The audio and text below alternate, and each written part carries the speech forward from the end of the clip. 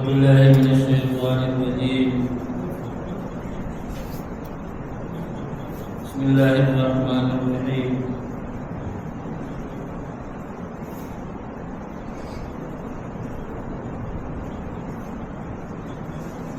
إنهم فتية آمنوا بربهم وزدناهم هدى.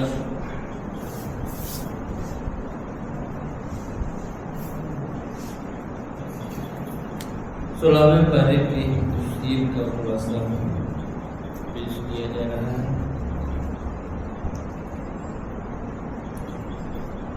اس پارے میں سورہ کہف کا بھی آخری حصہ ہے اور سورہ مریم ہے اور سورہ مریم کے بعد سورہ طٰہٰ ہے. آج کے اس درس کا آغاز سورہ کہف سے ہے. اس سورت میں سورہ کہف کے اندر اللہ رب العزت نے غار والوں کا واقعہ بیان کیا ہے. یعنی کچھ ایسے نوجوانوں کا جنہوں نے اپنے دین کی حفاظت کے لیے، اپنے دین کو بچانے کے لیے، اپنے عقیدے کو بچانے کے لیے اپنے سارے آرام، آسائش اور زینت سب کو قربان کر دیا. سب کچھ چھوڑ دیا، گھر بار کو چھوڑ دیا، اہل و عیال کو چھوڑ دیا، سب کچھ چھوڑ دیا. کیوں؟ صرف اپنے دین کی حفاظت کے لیے، اپنے ایمان کو بچانے کے لیے. اور سب کچھ چھوڑ کر کے جا کر کے پہاڑ کے ایک غار میں انہوں نے پناہ لے لی. کہف کہتے ہیں غار کو. اس غار میں انہوں نے پناہ لی تھی، اس وجہ سے انہیں اصحاب الکہف کہا گیا. اور اللہ رب العالمین نے ان کو ایک لمبی نیند سلا دی. لمبی نیند 300 سال تک، بلکہ 309 سال تک سوتے رہے. لمبی نیند. ان کے ساتھ ان کا کتا بھی تھا. اللہ رب العالمین نے اس چیز کو یہاں بیان کیا ہے کہ اس غار کے اندر 309 سال تک کے یہ نوجوان سوتے رہے اور اللہ رب العالمین نے ان کے جسم کی حفاظت کی. وہ جسم سڑنے سے، گلنے سے محفوظ رہی. اور ایسا انتظام رب العالمین کا تھا کہ کیڑے مکوڑے بھی ان جسموں کو نہیں لگے. اور 309 سال کے بعد جب وہ بیدار ہوئے تو ظاہر ہے کہ ایک انسان کو سب سے پہلے کھانے کی ضرورت پڑتی ہے، تو ان کو بھی اس کی ضرورت پڑی. لیکن کھانے کی ضرورت جو پڑی تو وہاں بھی انہوں نے اپنے دین کو مقدم رکھا. جب بیدار ہوئے تو اپنے میں سے ایک شخص کو شہر بھیجا کھانا لانے کے لیے اور اس کو ہدایت کی تاکید کر دی کہ پاک کھانا لے کے آنا ہے. ایھا ازکا طعام، جو پاک کھانا ہوگا اس کو لے کر کے آنا ہے. ایسا نہیں کہ جہاں سے جو بھی مل جائے لے کر کے آ جاؤ، پاک کھانا لے کر کے آنا ہے. دراصل جب یہ لوگ بھاگ کر کے گئے تھے تو اس وقت ایک بت پرست بادشاہ تھا اور اس بت پرست بادشاہ سے بچنے کے لیے انہوں نے یہ معاملہ اختیار کیا تھا. اور 309 سال کے بعد معاملہ بہت چینج ہو گیا تھا، بدل گیا تھا. اب تو پوری بستی وہ ایمان لے آئی تھی. بادشاہ بھی صاحب ایمان تھا، سبھی عیسائیت پر تھے. اور اس کے بعد پھر جب وہ شخص دکان پہ گیا اور اس نے 309 سال پرانا سکہ پیش کیا تو دکان والے کو بھی ڈاؤٹ ہوا، یہ آدمی ہے کیسا، اتنی پرانی کرنسی کیسے پیش کر رہا ہے. اور دھیرے دھیرے یہ معاملہ بادشاہ تک پہنچا جو اس وقت موجود تھا. وہ ایک صاحب ایمان بادشاہ تھا، عیسائیت پر تھا. اور پھر اس کے بعد ان کا معاملہ واضح ہوا، کلیئر ہوا انہوں نے بتایا۔ بہرحال اس واقعے کو اللہ رب العالمین نے یہاں بیان کیا ہے، اور کس طرح سے بادشاہ کے دربار میں کھڑے ہو کر کے انہوں نے کہا ربنا رب السماوات والارض، ہمارا پروردگار وہ ہے جو آسمان و زمین کا رب ہے، لن ندعو من دونہ الہا، اس کے علاوہ ہم کسی کو معبود نہیں بناتے۔ یہ بالکل بھرے دربار انہوں نے اعلان کیا، اور پھر پوری قوم کو چیلنج کیا کہ ہماری یہ قوم جو اللہ کے علاوہ دوسروں کی پوجا کرتی ہے اس پر کوئی پروف لے کر کے آئے، کوئی دلیل لے کر کے آئے۔ اللہ رب العالمین نے اس واقعے کو یہاں بیان کیا ہے، اور اس میں ظاہر ہے کہ نوجوانوں کے لیے بڑی عبرت ہے، بڑی نصیحت ہے۔ نوجوان یہ سمجھتے ہیں کہ یہ جوانی اس لیے ہے کہ جیسے چاہیں اس کو جہاں چاہیں گزارے، نہیں، یہ جوانی اللہ رب العالمین کی بہت بڑی نعمت ہے، اور اس نعمت کی قدر کرنی ہے۔ حدیث شریف میں آتا ہے کہ قیامت کے دن جن 7 قسم کے لوگوں کو سایہ ملے گا، ان میں سے ایک شاب نشا فی عبادت اللہ، وہ نوجوان جس کی جوانی اللہ کی عبادت میں گزری ہو، اللہ رب العالمین کی بندگی میں گزری ہو، تو اس نوجوان کو بھی قیامت کے دن سایہ دیا جائے گا۔ ظاہر سی بات ہے کہ انتہائی قیمتی زندگی ہوتی ہے جوانی کی زندگی، اور ایک نوجوان کے سارے اعضاء، اس کی ساری قوتیں مضبوط ہوتی ہیں، وہ جو چاہے کر سکتا ہے، اور وہ جس طرح بھی چاہے حالات کے رخ کو موڑ سکتا ہے، اس کے اندر اتنی صلاحیت ہوتی ہے۔ اس وجہ سے نوجوان کسی بھی قوم کی بہت بڑی پونجی ہوتے ہیں۔ اس لیے ہمارے نوجوانوں کو چاہیے کہ وہ دین کو سیکھیں، قرآن کو پڑھیں، قرآن کریم کو سیکھیں، اور کیا اللہ رب العالمین کا حکم ہے، کیا کرنا ہے، کیا نہیں کرنا، اس چیز کو جانیں، بہت ضروری چیز ہے۔ اس کے بعد اللہ رب العالمین نے اس صورت میں 2 دوستوں کا تذکرہ کیا۔ ایک دوست ملحد تھا، دین پر، دھرم پر بہت زیادہ اس کا ایمان نہیں تھا، اور دوسرا مومن تھا۔ تو یہ جو ملحد تھا یہ مالدار شخص تھا، مالدار تھا، اور ایک بڑا مالدار تھا۔ قرآن نے کہا کہ جعلنا لأحدہما جنتین من اعناب، انگور کے 2 باغات تھے اس کے پاس، اور انگور کے ان 2 باغات کو کھجور کے درختوں نے گھیر رکھا تھا۔ 2 باغات ہیں اور چاروں طرف سے کھجور کے درخت ہیں، اور اس کے بعد پھر کیا ہے، وہ جعلنا بینہما زرعا، اور بیچ میں کھیتی کی زمین بھی ہے، کاشتکاری بھی ہو رہی ہے۔ ایک تو انگور کے باغات ہی ایک بہت بڑا مال ہے، پھر چاروں طرف سے کھجور کے درخت موجود ہیں، یہ اور بڑی چیز ہو گئی، اور پھر ان کے اندر بیچ میں کھیتی باڑی کرنے کا، کاشتکاری کا بھی انتظام ہے۔ اور کیا کیا، وَفَجَّرْنَا خِلَالَهُمَا نَهَرًا، اور ہم نے ان کے درمیان نہریں جاری کر دی تھی۔ اگر آبپاشی کا انتظام نہ ہو، سینچائی کا انتظام نہ ہو، تو ایک انسان کی کھیتی کا کوئی فائدہ نہیں ہوگا۔ اللہ کہہ رہا ہے کہ ہم نے نہریں بہا دی تھی ان کے درمیان، اور یہ دونوں باغ یہ ہمیشہ پھل لے کر کے آتے تھے۔ اتنا بڑا مال اللہ رب العالمین نے اس شخص کو دیا تھا۔ اب ہوا کیا کہ ایک دن وہ اپنے اس مومن دوست کے ساتھ اس باغ میں داخل ہوا، اور وہ اس کے ساتھ بات کر رہا تھا۔ بات کرتے کرتے کہتا ہے انا اکثر منک مالا واعز نفرا، میرے پاس تم سے زیادہ مال ہے، اور میرے پاس تم سے زیادہ تعداد ہے، یعنی مال کی طاقت بھی ہمارے پاس ہے، اور افراد کی قوت بھی ہمارے پاس ہے۔ یہ اس نے تکبر کے طور پر یہ بات کی۔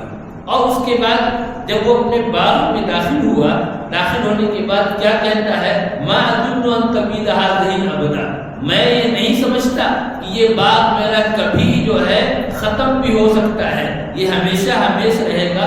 اور آگے کیا کہا، وما اظن الساعة قائمة، اور یہ جو قیامت وغیرہ کی بات کرتے ہو، یہ سب بیکار کی باتیں ہیں. قیامت آنے والے کو نہیں ہے, قیامت آ نہیں سکتی, اور اگر آئی بھی تو اللہ نے جیسے ہم کو یہاں نعمت دے رکھی ہے, جیسے یہاں نوازا ہے, ویسے وہاں بھی ہم کو نوازے گا اور دے گا, یہ اس نے کہا. اس پر اس کے ساتھی نے اس کو ٹوکا. کیا کہا؟ اکفرت بالذی خلقک من تراب, تم اس ذات کے ساتھ کفر کرتے ہو جس نے تم کو مٹی سے پیدا کیا اور پھر نطفے سے پھر تم کو ایک سیدھا انسان بنا دیا. لیکن هو اللہ ربی ولا اشرک بربی احدا, لیکن میرا رب میرا اللہ ہے اور میں اپنے رب کے ساتھ کسی کو شریک نہیں کر سکتا. یہاں پر دیکھیے شرک کا مطلب کیا ہے؟ اپنے اللہ کی ذات میں اس کی صفات میں کسی کو شریک کرے, یہ کیا ہے؟ شرک ہے. لیکن یہاں پر شرک کی ایک عجیب شکل بیان کی جا رہی ہے. ولا اشرک بربی احد, بات چل رہی ہے باغ کی, درخت کی, مال کی. اب اس میں کہہ رہا ہے ولا اشرک بربی احد, یعنی ایک انسان کو اللہ کی طرف سے کوئی نعمت حاصل ہو اور اس نعمت کو وہ اپنی طرف منسوب کر دے کہ یہ میری اپنی محنت کی وجہ سے ہے, میری اپنی صلاحیت کی وجہ سے ہے, تو یہ بھی اللہ رب العالمین کے ساتھ ایک طرح کا شرک ہے, جس کو انہوں نے کہا کہ نہیں, میں اللہ کے ساتھ کسی کو شریک نہیں کر سکتا. یعنی جو نعمت تم کو ملی ہے وہ اللہ کی طرف سے, کسی اور کی طرف سے جو کیوں مانتے ہو. اس کے بعد اللہ نے بیان کیا یہاں پر پھر اس آدمی کا کیا حال ہوا, پورا باغ تباہ و برباد ہو گیا. وہ آدمی ہاتھ ملتا رہا. اس طرح سے بالکل اللہ نے اس واقعے کو بیان کیا ہے کہ ایک انسان کو کبھی بھی اپنی نعمت پر اترانا نہیں چاہیے, گھمنڈ نہیں کرنا چاہیے. جو اللہ نے دیا ہے, جس نے دیا ہے وہ لے بھی سکتا ہے, وہ چھین بھی سکتا ہے, ہر وقت وہ قادر ہے, جب چاہے وہ لے سکتا ہے. اس لیے ایک انسان کبھی بھی گھمنڈ نہیں کرنا, اترانا نہیں. آگے اللہ رب العالمین نے اس دنیا کی زندگی کی مثال پانی سے دی. کہا کہ دنیا کی زندگی یہ پانی کی طرح سے, یعنی جیسے پانی کو قرار نہیں ہوتا, ٹھہراؤ نہیں ہوتا, بہتا جاتا, ہچکولے لیتا رہتا. جیسے پانی کو ٹھہراؤ نہیں ہے, قرار نہیں ہے, ویسے ہی یہ دنیا بھی ہمیشہ کسی ایک کے پاس نہیں رہتی. اس کو بھی ٹھہراؤ نہیں ہے, کسی ایک کے پاس نہیں رہتی. آج کسی کے پاس ہے, کل کسی کے پاس ہے, اس کے بعد کسی اور کے پاس ہے. اس طریقے سے یہ دنیا کی زندگی ہے. اور دوسری چیز یہ ہے کہ ایک انسان اگر پانی میں داخل ہوگا, گھسے گا, تو وہ بھیگے گا ضرور.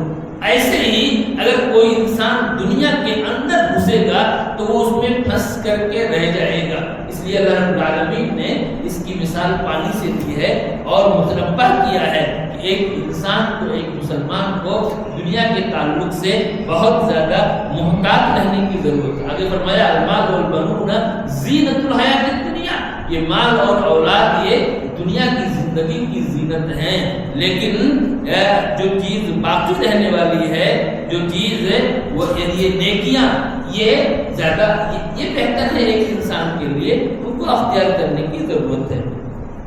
آگے اللہ رب العالمین نے حضرت موسیٰ علیہ السلام اور حضرت خضر کا تذکرہ کیا ہے.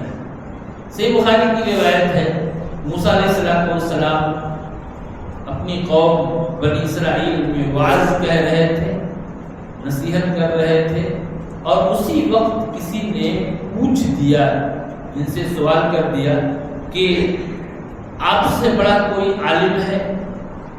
ظاہر ہے کہ اللہ کے اتنے بڑے پیغمبر ہیں, موسیٰ علیہ السلام, اب ان سے بڑا کوئی عالم نہیں ہے. تو انہوں نے کہا کہ نہیں, کوئی نہیں ہے. لیکن اللہ رب العالمین کو یہ جواب اچھا نہیں لگا. اللہ رب العالمین نے موسیٰ علیہ السلام کو متنبہ کیا اور کہا کہ سنو, میرا ایک بندہ ہے اور وہ کہاں ہے؟ مجمع البحرین پہ ہے. مجمع البحرین کسے کہتے ہیں؟ دریاؤں کے سنگم کو, جہاں پر دو دریا جا کر کے مل جائیں تو اس کو, اس سنگم کو مجمع البحرین کہا جاتا ہے. عقبہ اور خلیج سوئس، یہ دونوں خلیج عقبہ اور خلیج سوئس یہ دونوں جا کر کے جہاں ملتے ہیں اور پھر ملنے کے بعد یہ دونوں بحر احمر میں ریڈ سی میں جا کر کے گرتے ہیں، تو اسی جگہ کو قرآن نے مجمع البحرین کہا ہے۔ اللہ رب العالمین نے کہا کہ دیکھو میرا ایک بندہ ہے جو مجمع البحرین کے پاس ہے، وہ تم سے بڑا عالم ہے، تم سے ملو۔ موسیٰ علیہ السلام نے کہا اللہ کیسے ملاقات ہوگی؟ اللہ رب العالمین نے بتایا، اللہ رب العالمین نے بتایا کہ تم ایک مچھلی لے لو اور جہاں اس مچھلی کو گم پاؤ گے وہی جگہ ہے میرے اس بندے کے موجود ہونے کی۔ چنانچہ موسیٰ علیہ السلام یہ اپنے شاگرد یوشع بن نون کو لے کر کے چلے اور چلتے رہے۔ وہ دونوں جب وہاں پہنچے، مجمع البحرین کے پاس پہنچے، تو راستے میں یہ بھی ہوا کہ ایک جگہ تھک کر کے رکے، یہ دونوں تھک کر کے رکے، اور اس وقت موسیٰ علیہ السلام نے کہا کہ لاؤ میرا کھانا لاؤ۔ تو یوشع بن نون نے کہا کہ وہ تو مچھلی پہلے ہی دریا میں چلی گئی تھی اور اس نے اس میں اپنا سرنگ بنا لیا۔ قرآن نے کہا فاتخذ فی البحر فاتخذ سبیلہ فی البحر سربا، اس نے سرنگ بنا لیا۔ اب جب موسیٰ علیہ السلام نے سنا کہ وہ مچھلی پہلے ہی دریا میں جا چکی ہے تو پھر وہیں سے واپس ہوئی۔ اب وہاں سے واپس ہوئے اسی جگہ پر جہاں یہ دونوں رکے تھے اور وہ مچھلی دریا میں چلی گئی تھی، اسی جگہ پر ایک شخص چادر اوڑھ کر کے لیٹا ہوا ہے۔ موسیٰ علیہ السلام پہنچے، سلام کیا، السلام علیکم ورحمۃ اللہ۔ آواز آئی کون؟ کہا کہ موسیٰ۔ پھر پوچھا کون موسیٰ؟ تو کہا کہ موسیٰ بنی اسرائیل کے موسیٰ۔ اور اس کے بعد پھر موسیٰ علیہ السلام نے سے کہا کہ میں آپ کے پاس اس لیے آیا ہوں تاکہ آپ کو اللہ نے جو علم دیا ہے، جو علم، اس علم کو ہمیں بھی آپ سکھا دیجیے۔ یعنی علم لدنی، علم حضرت خضر کے پاس علم لدنی تھا، حضرت موسیٰ کے پاس علم مکتسب تھا۔ علم لدنی کا مطلب یہ ہے کہ ڈائریکٹ اللہ رب العالمین سے وہ علم ان کو حاصل ہوا تھا، وہ علم ڈائریکٹ حاصل ہوا تھا۔ آپ اس کو ایسے سمجھیں کہ جیسے ایک پردہ ہو، اب پردے کے اوپر جو شو ہو رہا ہے وہ علم تھا موسیٰ علیہ السلام کا، اور اس پردے کے پیچھے کیا ہے؟ وہ علم حضرت خضر کا تھا۔ یہ علم لدنی اللہ رب العالمین نے ان کو دیا تھا۔ ایسا نہیں کہ ہر کوئی اس کا دعویٰ کر دے، نہیں، کوئی بھی انسان اگر دعویٰ کرتا ہے تو وہ گمراہ ہے، ہر کوئی دعویٰ نہیں کر سکتا ہے۔ حضرت خضر کو اللہ رب العالمین نے اس طرح کا علم دیا تھا، اور موسیٰ علیہ السلام سے کہا کہ ہم آپ کی شاگردی اختیار کرنا چاہتے ہیں اور آپ کے پاس جو علم ہے وہ ہمیں سکھا دیجیے۔ تو انہوں نے کہا کہ سنو، اگر میرے ساتھ رہنا چاہتے ہو تو تمہیں ہماری ہر بات ماننی پڑے گی، اور ایک شرط یہ ہے کہ میں کچھ بھی کروں گا تو پوچھ نہیں سکتے ہو مجھ سے، کچھ بھی میں کروں تو مجھ سے پوچھ نہیں سکتے، ہاں میں تم کو خود ہی بتا دوں گا تو سن لینا، یہ میری شرط ہے۔ موسیٰ علیہ السلام یہ شرط مان لی ان کی، اور اس کے بعد دونوں چلے دونوں دریائے کنارے کھڑے تھے، ایک کشتی جا رہی تھی، کشتی والوں نے بلا کے ان دونوں کو بٹھا لیا۔ جب کشتی میں سوار ہو گئے اور کشتی دریا میں چلنے لگی تو حضرت خضر نے اس کے تختے کو اکھاڑنا شروع کر دیا۔ موسیٰ علیہ السلام کو برداشت نہیں ہوا اور کیا کہا؟ اخرجتھا لتغرق اہلھا، آپ اس کشتی کے تختوں کو اکھاڑ رہے ہیں تاکہ کشتی میں جو لوگ بیٹھے ان کو ڈبو دیں۔ جب موسیٰ علیہ السلام نے اعتراض کیا تو حضرت خضر نے فوراً کہا کہ دیکھو میں نے کہا تھا نا کہ تم میرے پاس صبر نہیں کر پاؤ گے، میرے ساتھ چل نہیں سکتے ہو۔ موسیٰ علیہ السلام نے پھر وہیں پر معذرت کی اور کہا کہ مجھ سے بھول ہو گئی اور آئندہ ایسا نہیں ہوگا۔ پھر دوبارہ دونوں چلے، جب کشتی سے اترے تو ایک بچے کو دیکھا، حضرت خضر نے اس بچے کو پکڑا اور اس کی گردن کو مروڑ کر کے اس کو ختم کر دیا۔ موسیٰ علیہ السلام نے پھر ٹوک دیا ان کو، کہا کہ یہ کیا بات ہو گئی، ایک پاکیزہ جان، ظاہر کوئی بچہ ہے، بالغ بھی نہیں ہوا ہے، ایک پاکیزہ جان، اس کو آپ نے ختم کر دیا بغیر کسی جرم کے، بغیر کسی غلطی کے، یہ تو آپ نے بہت ہی خراب کام کیا۔ حضرت خضر نے کہا کہ دیکھو حلم اکن کا، کیا میں نے تم سے یہ نہیں کہا تھا کہ تم میرے پاس صبر نہیں کر سکتے؟ موسیٰ علیہ السلام نے کہا کہ دیکھیے اگر اب میں نے کچھ پوچھا تو پھر آپ مجھ کو اپنے ہٹا دیجیے گا۔ اس کے بعد پھر چلے دونوں، ایک بستی میں پہنچے، بستی والوں نے کوئی ضیافت نہیں کی، کھانا طلب کیا ان سے، ان لوگوں سے، لیکن انہوں نے کھانا نہیں دی۔ دیکھیے دونوں بھوکے ہیں، دونوں بھوکے ہیں اور چاہ رہے ہیں کھانا مل جائے، موسیٰ بھی بھوکے، خضر بھی بھوکے۔ اب اس سے یہ معلوم ہو رہا ہے دونوں کو کھانے کی خواہش ہے، اس سے یہ معلوم ہو رہا ہے کہ حضرت خضر کوئی فرشتہ نہیں تھے نہ جنات تھے۔ بعض لوگ کہتے ہیں فرشتہ تھے یا جنات تھے، نہیں، اگر وہ فرشتے ہو تو ان کو کھانے کی ضرورت ہی نہیں تھی۔ قرآن کہہ رہا ہے استطاع اہلھا، بستی والوں سے دونوں نے کھانا طلب کیا، فابوا ان یضیفوہما، انہوں نے ضیافت کرنے سے انکار کر دیا۔ اب اس کے بعد کیا ہوا، جب نکل رہے تھے تو ایک دیوار کو دیکھا حضرت خضر نے، وہ دیوار گرنے والی تھی، اس پر اپنے ہاتھ کو لگایا اور دیوار سیدھی ہو گئی۔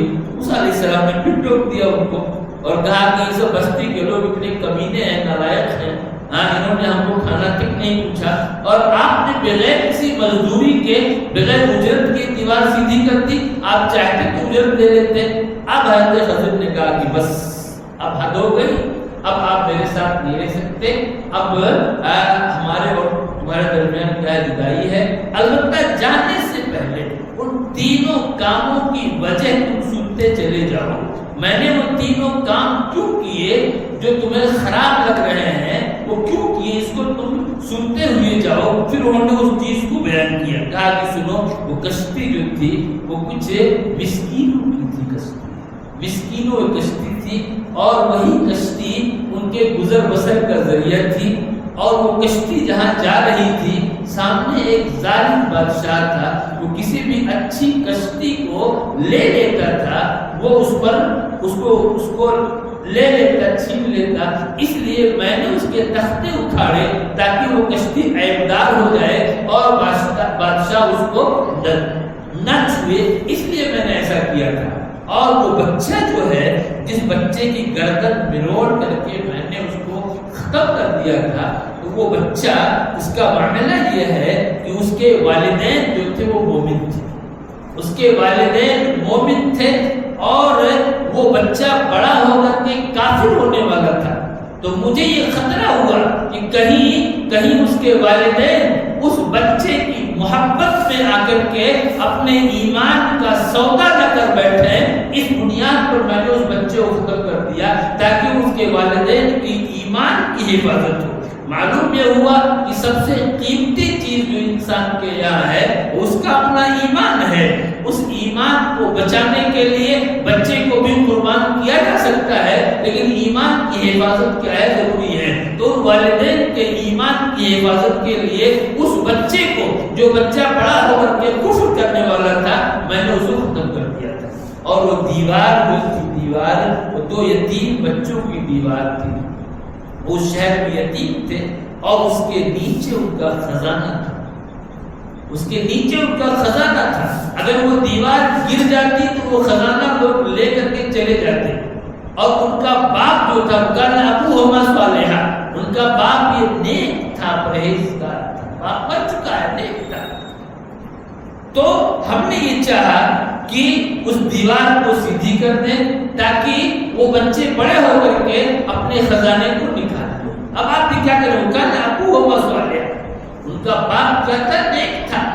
اب اس نیک باپ کی اولاد کے مال کی حفاظت کے لیے اللہ نے موسیٰ اور خضر کو وہاں بھیج دیا۔ موسیٰ اور خضر کو وہاں بھیج دیا اللہ رب العالمین نے، اور ان کو بھیج کر کے اس دیوار کو سیدھی کروایا اور ان کے مال کی حفاظت کی۔ ایک انسان یہ سوچتا ہے کہ بچوں کے لیے بینک بیلنس چھوڑ کر کے جائیے، چاہے وہ حرام طریقے سے ہو یا حلال طریقے سے ہو، لیکن وہی بچے اسی بینک بیلنس کو کیا کرتے ہیں، کیسے اس کو برباد کرتے ہیں، اسے ہماری آنکھوں کے سامنے ہم دیکھتے رہتے ہیں اس چیز کو۔ اسی لیے ہوشیار آدمی وہ ہے جو بچوں کے لیے دین کو چھوڑ کر کے جائے۔ اگر آپ دینداری کی زندگی گزارتے ہیں تو ایک دیندار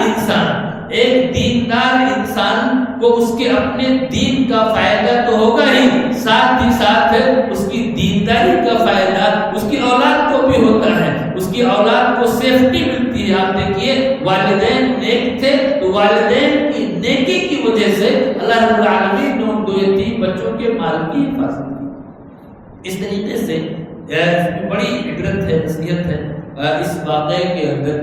اور اس کے بعد اللہ رب العالمین نے ایک تیسرا واقعہ بیان کیا ہے، ایک بادشاہ کا، بہت بڑا بادشاہ جس کو دنیا ذوالقرنین کے نام سے جانتی ہے، بہت بڑا بادشاہ۔ اور دراصل تین سوال کیا تھا مکہ کے کافروں نے رسول اکرم صلی اللہ علیہ وسلم سے، یہودیوں نے ان کو سکھایا تھا۔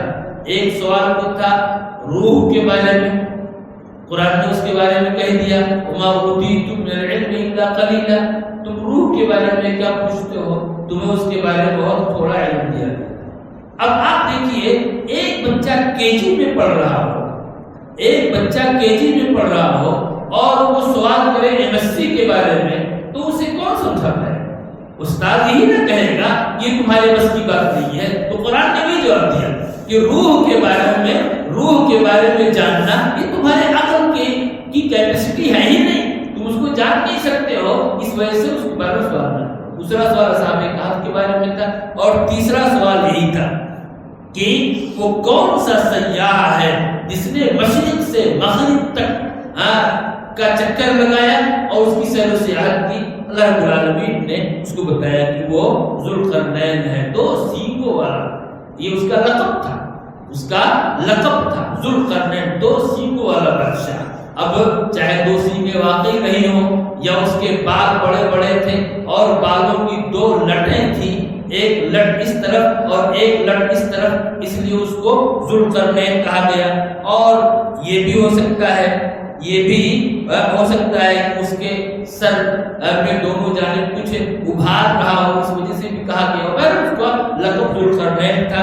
اور اس بادشاہ کا زمانہ بہت پہلے کا ہے، بہت پہلے، عیسیٰ علیہ السلام سے پہلے کا یہ بادشاہ ہے۔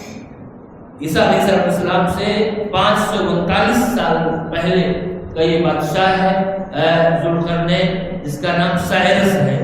اور اس نے پوری دنیا کا پہلا سفر اس کا مغرب کی طرف، پچھم کی طرف، مغرب کی طرف اس کا پہلا سفر ہوا، اور بالکل آخری حصے تک، آخری جہاں انسان کی آبادی ختم ہوتی ہے وہاں تک وہ پہنچ گیا۔